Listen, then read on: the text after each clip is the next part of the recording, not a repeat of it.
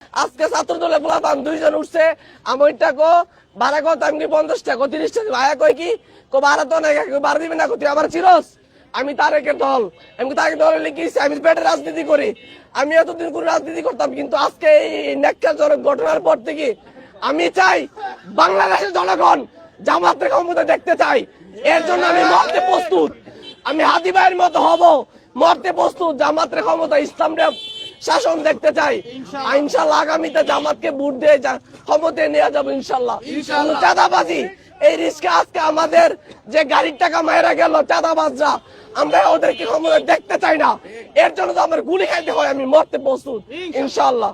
এটা আজকে সকাল 10টা দিয়ে ঘটনা হয়েছে। আমি কোন দল করতাম না, কিন্তু আজকের পরটা আমার খুব মনের ভিতরে ঢুকে গেছে।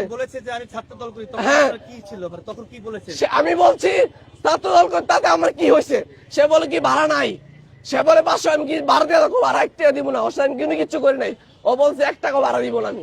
আমি সমস্যার বই পাই না, উপরে আল্লাহ ছাড়া কাউরে বই পাই না। আমার কেউ গুলি দিবে, আমি গুলি খাইতে প্রস্তুত। রিস্কা চালাক তাতে কি হয়েছে? ইসলামের জন্য জীবন দিতে রাজি আছি, জীবন দিতে ইসলামের পক্ষে রাজি আছি। সামনে যত বড় নেতা হোক না কেন, আমার গুলি দিবে প্রস্তুত। আমি জামাতের পক্ষে থাকবো।